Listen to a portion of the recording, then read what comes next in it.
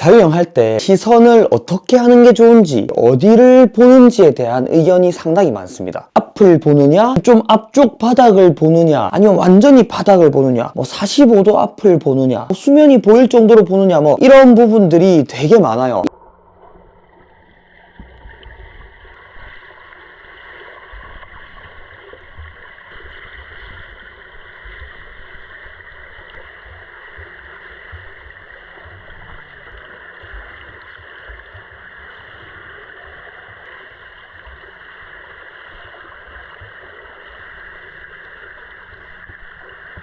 이렇게 해야 된다, 저렇게 해야 된다, 기준을 되게 많이 정하는데, 이 부분을 이게 좋다, 저게 좋다에 대한 뭔가 명쾌한 답이 뭔지가 궁금했었어요. 선수들 수영하는 영상을 보면 좀 앞쪽을 보는 선수들도 있고 또 바닥을 보는 선수들도 있더라고요.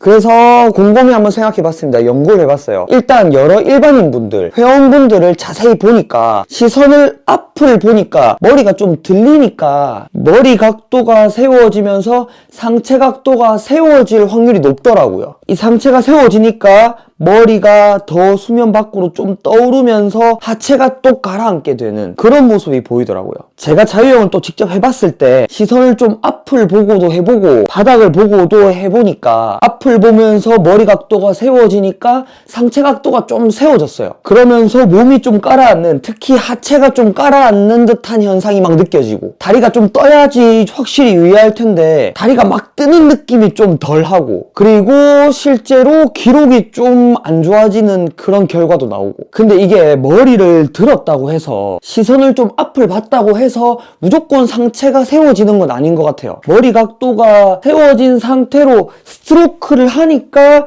상체가 세워지게 되더라고요. 점점. 그러면서 하체가 좀 가라앉고, 스트로크를 하니까, 앞을 보면서 스트로크를 하니까 이게 가라앉는 거예요. 스트로크 도중에 머리 각도 때문에 이 몸통 각도가 변하는 그런 결과가 만들어지는 모습이 보였습니다. 제가 해보니까 또 그렇게 느껴졌고요. 그러면 선수들도 그럴 수 있지 않겠어요? 시선을 앞에 보는 선수들 기록이 더 안 좋겠네? 라는 생각을 했었는데, 근데 선수들은 이 선수들처럼 유연성, 이 목, 허리, 하체, 골반 그 유연성이 좋고 또 코어 힘이 좋고, 그런 선수들은 머리 각도가 좀 세워져도 몸 각도가 변하는 건 아니더라고요. 하체가 안 가라앉고 유연성 좋고 코어 힘 좋고, 그리고 어릴 때부터 반복적으로 좋은 라인을 잡으면서 수영을 했던 그런 습관이 있어서 그런지 시선을 앞에 둬도 좋은 라인은 계속 유지가 되는 것 같았습니다. 시선을 완전히 이렇게 앞을 보면서 자유형을 하는 선수들은 되게 드문데, 약간 앞쪽을 보는 듯한 45도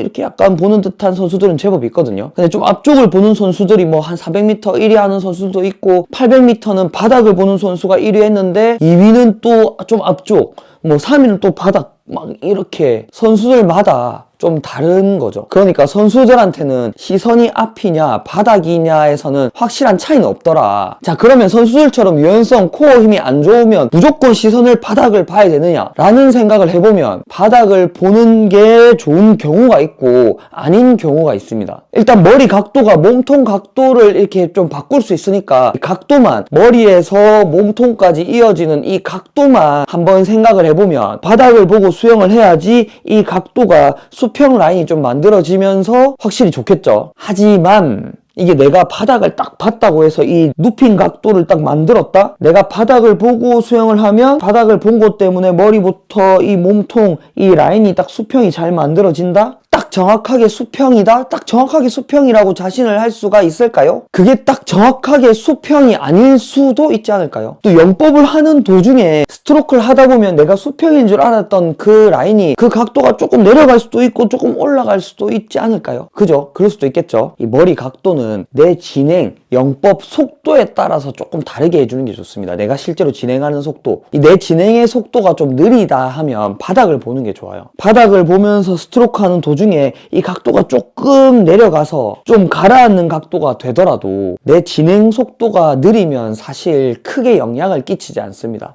이 몸에 부력이 좀 있기 때문에 조금 내려간다 하더라도 이 부력 때문에 다시 떠올라요. 이게 잘 가라앉지 않아요. 이 부력 때문에 내려가는 각도가 만들어져도 내 속도가 느리면 계속 가라앉으면서 가진 않을 겁니다. 또 이 바닥을 봐야지 하체가 잘 뜨기 때문에 수평 라인을 잘 유지할 수가 있어요. 그래서 동작은 느린데 속도가 제법 빠르신 분들 간혹 있거든요. 그런 분들 수영하는 거 보면 머리가 좀 가라앉았다가 떴다가 하는 모습을 볼 수도 있고, 근데 내 진행 속도가 느린데 시선을 앞쪽을 보게 되면 몸이 좀 이제 떠오를 수는 있단 말이에요. 그 떠오르는 힘 때문에 내가 직진하는 힘이 떠오르는 힘으로 이렇게 분산이 좀 될 수도 있고, 그래서 손해를 볼 수도 있고, 요 머리 때문에, 요 머리 각도 때문에 상체 각도 세워지고 하체가 좀 가라앉을 수 있으니까 또 손해라는 거. 그래서 느린 속도일 때는 바닥을 보는 게 좋다. 속도가 빠를 때는 조금 얘기가 다른데, 속도가 빠를 때, 내 진행 속도가 막 빠른데 완전히 바닥을 보았을 때, 완전히 바닥을 보다가 각도가 살짝 내려간 줄 모르고 이렇게 영법을 계속 하다 보면 진짜 밑으로 조금 가라앉을 수 있거든요. 많이 가라앉을 수도 있어요. 이 각도 설정이 잘못되면. 그러면 내 진행 속도에 의해서, 각도에 의해서 밑으로 쑥 잠겨가지고 몸이 막 잠겨서